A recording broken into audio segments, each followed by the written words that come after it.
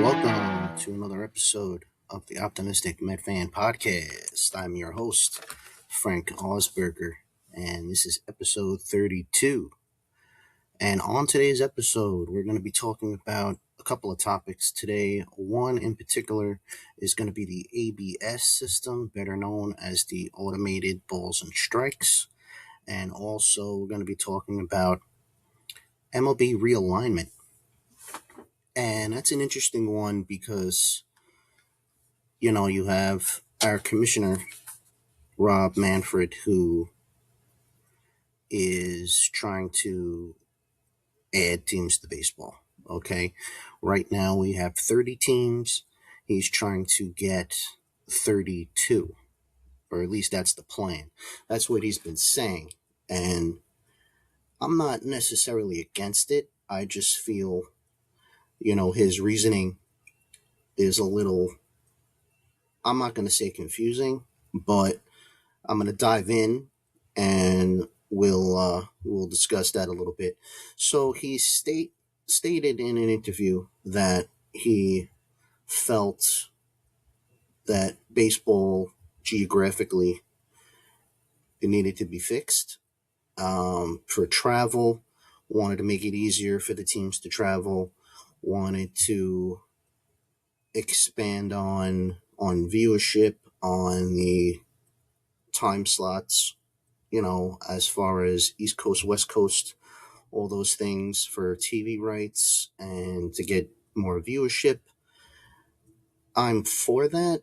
It's just, right now I think baseball is geographically correct. So, I don't really understand his thinking of less travel for the baseball teams because as far as it goes, a lot of the teams in the divisions are relatively close to one another. You have the National League East, you have the Mets, the Phillies, the Nationals, the Marlins, all on the East Coast.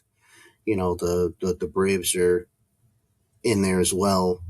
You got, the Yankees with the Red Sox and Baltimore and Tampa. Toronto's, up north, but, they're still relatively close to where everybody's not that far from each other. So,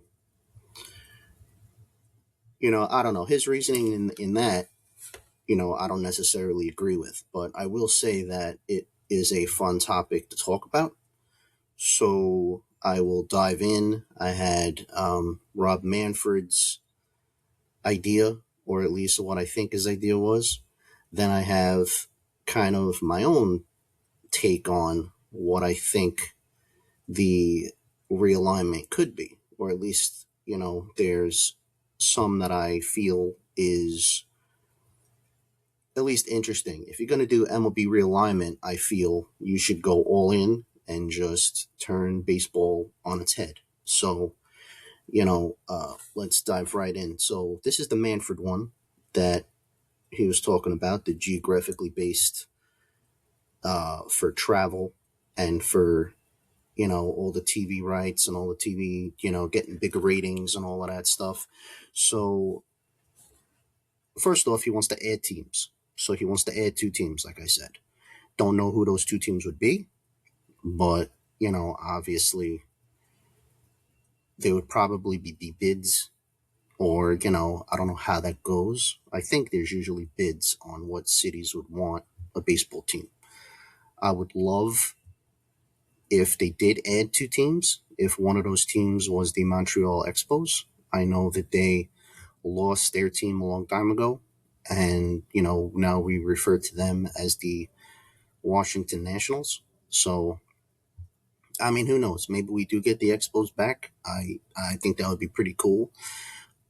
Other cities I'm not too sure of. I haven't really thought about that. But, hit me up in the comments if you guys have any cool ideas of certain teams or certain cities that you would like to have in Major League Baseball if they do indeed expand to the 32 teams. So let's dive into the division. So he wants to make 14 divisions, 4 divisions in each league. So as I understand it, the National League East would be the Yankees, the Red Sox, the Orioles, and the Blue Jays. The AL Central would be the Guardians, the Tigers, the White Sox, and the Twins. Then you'd have the obviously the AL West with the Mariners, the Angels, the A's, and then a new team.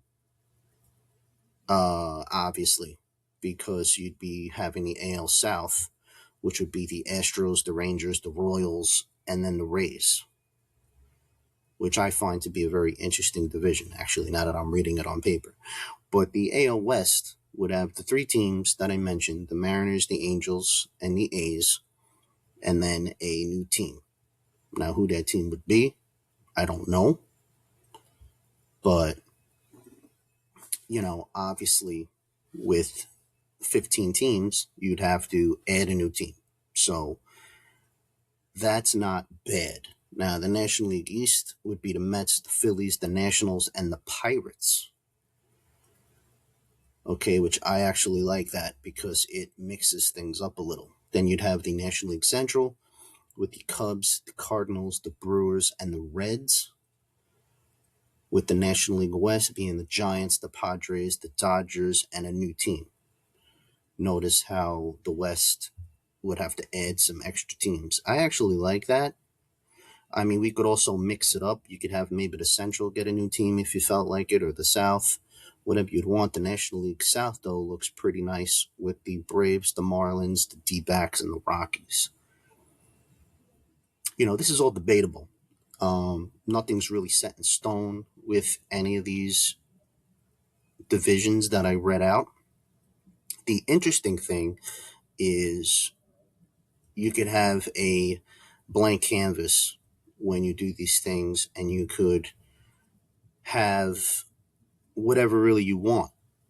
If we're gonna talk about MLB realignment, let's really get down and talk about it. Let's change maybe not only divisions, but let's change the playoff format. Maybe we want to change something else. Maybe we want to shorten the season. Maybe we want to expand the playoffs a little bit. Like I said, maybe change the playoff format. I'm all for changing how things are. I feel the game could use it. I'm not against anything of changing kind of the landscape of Major League Baseball. I think it would be pretty interesting. It would. Now, this pretty much, like I said, the Manfred one doesn't really change rivalries. It keeps a lot of rivalries intact. I like that. But at the same time, I feel like we could get interesting. We could change things up. So the pros of Manfred's or his supposed plan, the pros to this is making travel easier on players, and the rivalries still stay intact, mostly. Because, like I said, you're going to have 14 divisions, so some teams are going to be moved around a little bit. That's okay. It actually breeds a couple of new rivalries, which wouldn't hurt. But the cons is obviously the tradition of baseball. Since I've been a fan, since you've been a fan, obviously, is like I said, you want to keep things the same. Nobody likes change.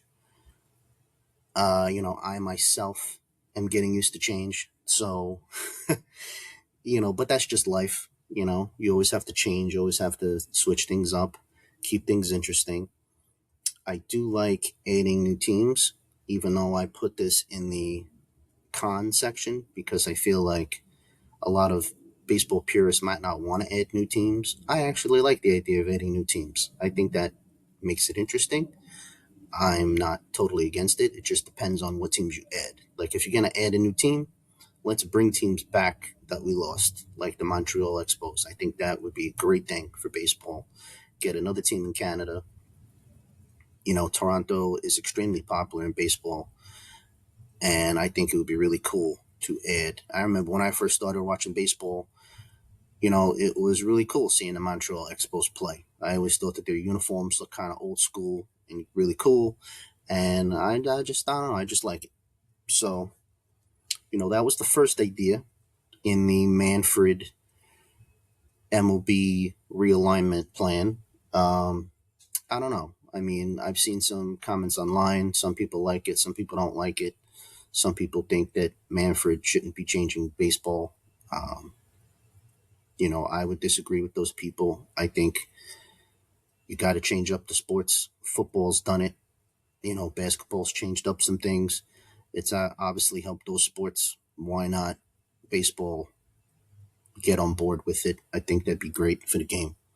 So here's another one, another plan that I thought of, and that's the rivalry realignment divisions. Now, this changes things up.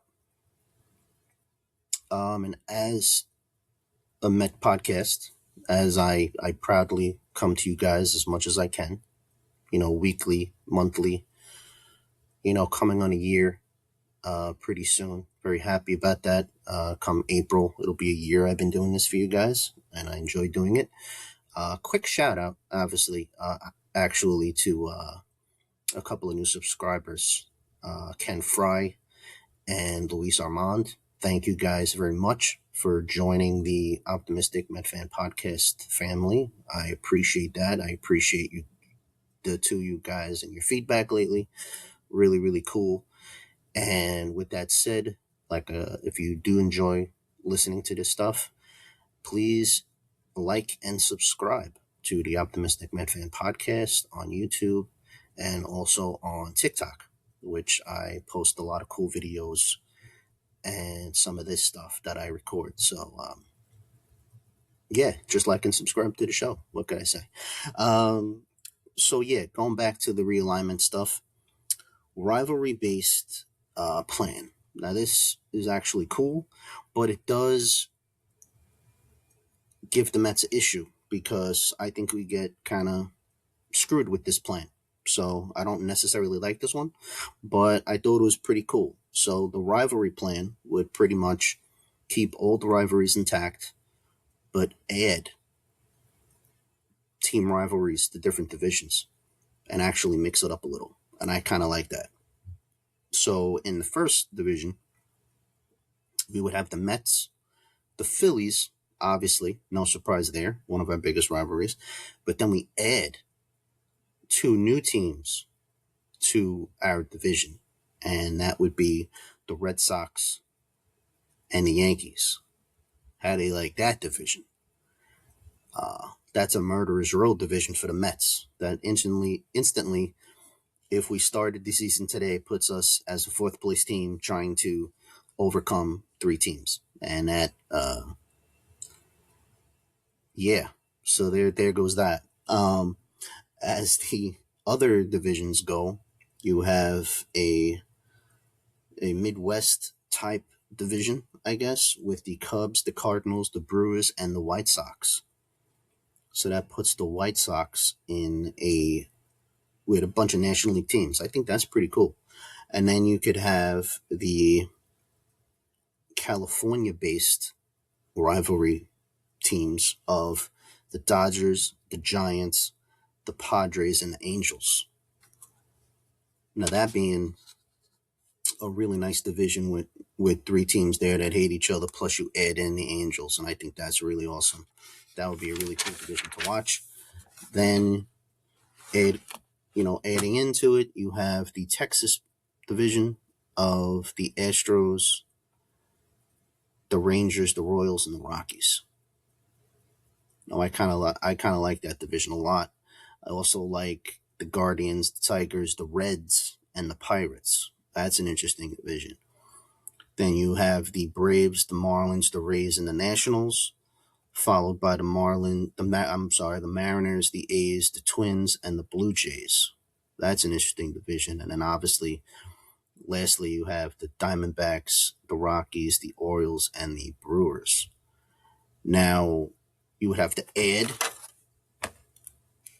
some teams to that, obviously, with another division, but just to give you kind of a taste of what that league would look like, it would have a bunch of rivalries in it, and it would change the landscape of baseball because obviously you're mixing National League teams and National League teams in each division, and I kind of like that because I feel like why just have, that regular type of league? Why keep everything the same? Why not mix it up a little bit and have different rivalries, have different takes on things, have different standings? I know one that I was thinking of, my own, that I kind of made up, was even more extreme. Now, obviously, with these, my only thing would be you would keep the playoffs the same. I don't want to change that with these two leagues that I came up with, or at least thought about when I was doing this episode. But I thought my own take would have been really cool, and that's kind of just splitting the map in half, right? If you look at the map of the United States and all the baseball teams, and just split it down the middle, 15 teams and 15 teams. And in my league, my realignment, I'm going to split up American League and National League, but kind of have it like the NBA, right? I'm either going to have two divisions in each league, or I would get rid of divisions altogether and just have 15 teams and 15 teams. Obviously, for the fans' sake, you could still play your rivalries more than other teams. So basically, kind of having the illusion of divisions. Now, stick with me. I know that sounds kind of silly, but you have to fill out 162 games. So having, your rivalries playing the 12 or 19 times, whatever you want, it'll still keep, that intact, and fill out the schedule. But I'm changing in my realignment of Major League Baseball. I'm changing the playoff format. I'm going to an 8 team playoff format, 1 through 8. I'm getting rid of the bye because I think the bye in baseball is ridiculous in the playoffs. So the first 2 teams do not get a bye. It's just seeding and home field advantage for the first place team. And the first round of the playoffs would be, 1 facing the 8, 2 facing the 7, kind of like they do in basketball, but have the wild card kind of 3-game format in that first round of the playoffs. And then, all the rounds in the playoffs would be the same. So you'd have the wild card round be 3 games. You'd have the second round be the best of 5. The championship rounds be the best of 7, and then the World Series, obviously, between the 2 best teams, you would have best of 7 as well. I think that would mix it up. I don't know if people would be in favor of that because your favorite teams wouldn't get an advantage in the playoffs. But, I really don't care about that. I care about changing things up. I care about making it interesting. I care about, giving people something new, and I think my last 2 plans to make the leagues different would do that. So, I don't really like the Manfred plan. I think that's just a cop out to get 2 new teams.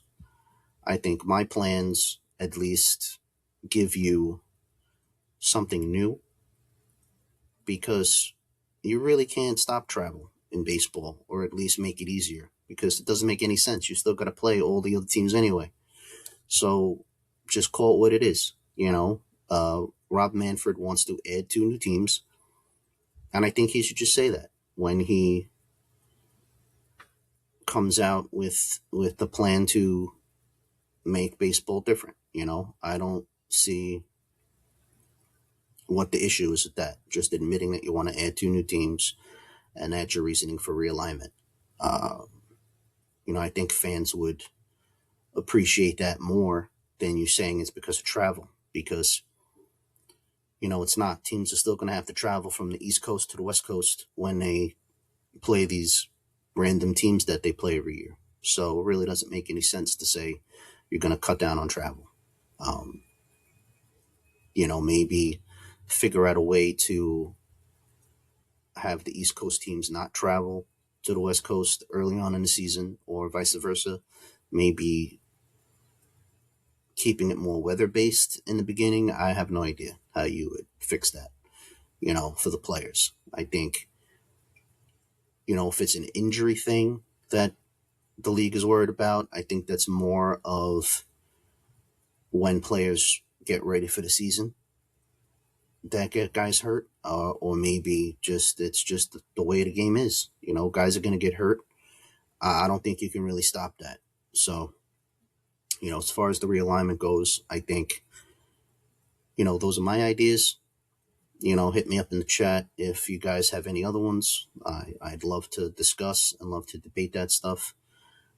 But yeah, let's move on to my second topic for the show today, and that's the ABS system, better known as the automated balls and strikes. Now, this was actually pretty interesting when I was doing some research on this stuff, because this has been around for a little while, and maybe not in Major League Baseball, but if anybody follows the minor leagues, I have for the last year or so.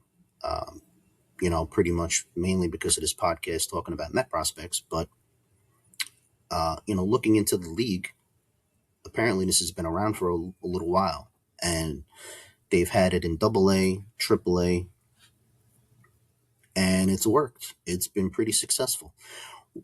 What it does is it makes umpires accountable, and I think we could all agree in Major League Baseball, especially in big spots, the umpires have not done a great job. They've taken the game into their own hands in some instances, and this will cut that down. Now, in the minor leagues, it's going to be kind of like a combo of regular umpire and an ABS based system, where it's going to kind of be like football with the challenges. So each team's going to get two to start the game off. And actually, better yet, let's backtrack a little bit. Let's give you a little bit of the history of the automated balls and strikes. So basically, it can be used in two different ways. It could be fully all computerized, where the umps could say, okay, we're going to have a headset, kind of like how the pitchers have their little earpiece in their hats and the catchers relay the signals. I don't think baseball wants that, where you're going to have an automated system that calls every single ball and strike, and the umpire just relays the call to the hitter. What baseball wants to do is they want to have a partial system. So in the minor leagues, they did kind of both, and they found that the partial system was a little bit more fan friendly. So that's what they're going to go with. But the history of it started in AA and AAA, and it's basically been installed for balls and strikes, and it's had a history of 90, well, the human umpires. This is the difference with the accuracy of it. It tracked the umpires at a 92 to 94 correct call rate. Now that's pretty good, but it's not perfect. And I think with other sports, with the history of the game being what it is, I think you need to be more accurate with balls and strikes. So ABS obviously gets a 99% rating. Now, I know a lot of fans will say, well, how come it's not 100%? The reason why it's not 100%, it only misses on fringe pitches, apparently, and optical edge calls, extreme catcher movement. Meaning, if a catcher moves too much, sometimes it doesn't pick up, the exact place where the ball was caught like, framing and so forth. Um, so that was kind of interesting to me when I read that. I was like, well, shouldn't that be picked up? But I guess, everything being what it is with technology, nothing is 100%. What I thought was cool, it uses technology that tennis uses, which is a Hawkeye camera. So it monitors the player's stance in the batter's box, which I thought was pretty interesting. And each player is going to have a 3D image, kind of put on, display when, the at bat starts. Like it kind of 3D images everybody, I guess, if you want to simplify it a little bit. I thought that was kind of cool, where each batting stance is going to be monitored by this thing. And so each strike zone is going to be a little bit different to the system. So, I think that, you know, the benefit of it will be for the taller player, because you'll have more of a clearer picture of what's a ball and what's a strike. Kind of like, think Aaron Judge, think Juan Soto, these tall ball players that have tall stances. They'll benefit a lot more from this system. I think the smaller hitters, like maybe like an Jose Altuve, might struggle a little bit with it, as and when I say struggle, I mean being able to challenge it. Okay, picture a tall guy standing up, you'll have more of a clear image or a clearer way of saying, oh no, that was low, that was high. When you're a guy that crouches low, like a Jose Altuve, you might struggle a little bit. So it'll be kind of interesting to see how these guys pick it up. What I also thought was interesting about this, or at least my take on it, is it's going to eliminate situations like what we had this year with Juan Soto. I don't know if anybody remembers the game. I forgot who they were playing against too, but I remember the umpire basically called a ball on Juan Soto. That was clearly not called a strike on Juan Soto. That was clearly a ball. And Juan Soto looked back at him, not in a I'm going to show you up way, more in a really, that's a strike. And then that bat continued, and he continued to antagonize Juan Soto and call balls strikes throughout the game, to the point where on the second time he got called out on strikes, Juan Soto flipped out and almost got tossed out of the game. What the issue wasn't with that, it was with the umpire, how he basically was taunting him and basically saying, say something so I can toss you out of the game. I think issues like this, and I mean, look, I'm not saying that it was just the Mets. I'm not going to try to be one of those crybaby fans and say that this system is going to just benefit the Mets. I've seen this in baseball a lot, where players don't get the call that they're supposed to get, and the umpires show them up. Now that can't happen. You can't have umpires taking the game into their own hands, making it about them, making a showcase of the entire game, or at least the play. And I kind of like that, baseball is going to do the right thing, institute something different. Now I know all these different rule changes, and I've been one of those fans. One rule that I'm not in favor of is the man on second, starting in extra innings. I think that's stupid. The whole Manfred man at second rule, I think that's dumb. I think also another rule I don't like is the throwing over the first twice to hold the runner. I think that's dumb also.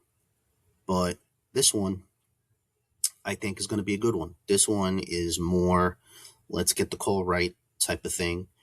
It's not to make the game faster. It's not to make the game, go 2 hours. This is based on, hey, let's get these big moment calls right because we want to have a little bit more fairness in the game. And I think that's a good thing. I think that's a step in the right direction. I think also instant replay needs to get revamped a little bit. But, first things first, let's see how this works out. So, looking into what baseball is going to do, going back to the rules of this, how it's going to work, each team will get 2 challenges to start the game. Only batters, catchers, or pitchers can challenge the call. I like this because it's not like how football is, where the coaches throw a challenge flag. This is going to be heat of the moment. You get a couple of seconds. I think they said you get 2 to 3 seconds. So basically, it has to be like an instant, oh, that was low, tap on the head type of thing. They're going to tap on their head if you're the batter to signal, hey, I want this looked at. And then automatically on the big screen, image is going to pop up of an automated hitter with the strike zone. It's going to show where the ball landed, and then the call is instantly going to get changed. Now, the pitcher could also challenge it by doing the same thing, or the catcher. Now, I don't know if that's going to be established before the at-bat. That's a good question, because that seems a little bit, I'm not going to say unfair, but you have, only one batter. You have the batter challenging for his side, and then you have 2 guys challenging for the pitch. Let's say they think it's a strike and it's called a ball, they could challenge it the other way. It would be kind of cool if later down the line they give the offensive team maybe like the man, if they have a guy on second base, that he could say, hey, I'm going to be the one challenging this. I don't know if that's something that, could be instituted. I thought, I know maybe that's going too far into it, but, I do think it's going to be cool watching this develop and seeing how it works out. I think it's going to be a hit. I think it's going to be great. It's going to make the game more strategy based, which I think has been lost a little bit with a lot of these new rules going into effect. I think it's going to make the at-bats in games when bases are loaded, if it's a big at-bat in the beginning of the game or at the end of the game, what if there's a close call and you ran out of challenges? That'll come up on TV, I'm sure. Another rule, though, is it's going to be like football with the challenges also. If a player challenges and they get it right, you don't lose the challenge. So you keep your 2. If you get it wrong, you'll lose it. So it's not like you just get 2 chances and that's it. You can get multiple. You can get 3, you can get 4. As long as you get the call right, you keep your challenge. So I think that's going to be pretty cool as well. How I could see it affecting the game on the field. I just wrote down a couple of things for each position. So with the pitchers, I think some of them, or at least most of them, aren't going to like it, based on the fact that they rely on the umpire to make these calls. And if you're a guy that lives on the edges, I don't think you're going to like a hitter challenging, pitches that you got called last year. Strikes being called balls now because the optical illusion is now going to be gone, and reality is going to set in where, machines are taking over, or at least, computers are taking over a little bit. I could just imagine the close margins that a lot of these calls are going to be based on. And, I can just see pitchers really not liking it. They rely on the umps, these pitchers. So I think that's going to be pretty crazy to see that go into effect. As far as hitters go, I think hitters are going to love it. I think Juan Soto, I think Aaron Judge, I think hitters like this, the dominant hitters in the game, guys like Ohtani, guys with great eyes, are going to feast on this. Okay, they're going to get calls like crazy, only because they have great eyes. It's not like they're going to get away with anything like, oh, you're giving Juan Soto or Aaron Judge a call. I think these guys are just great hitters that have great eyes at the plate. And I think they're just going to feast on this new rule of being able to control the at bat even more. I think that's an important thing to take into account. These dominant hitters that have great eyes are going to be the ones that are going to feast on this. So this rule change is something that I think Juan Soto is going to dominate. Another interesting thing about this is managers can't get involved with this new rule. So I think that's also a cool element of it. It's not like um, Mendoza or Boone are going to be able to say, okay, when we challenge this, when we don't, it's going to be in their players' hands. So I think that's a little bit exciting also about this is how are teams going to figure out how to use this? Is it going to be before the game? Is it going to be, okay, these are the guys that I'm giving the green light to? Everybody else, it'll be kind of like spoken in the dugout, like when they want to use them. That's going to be the interesting part of this is how teams figure out how to use this because this is a new rule. It's player based, so the managers and the coaches have no say in it whatsoever.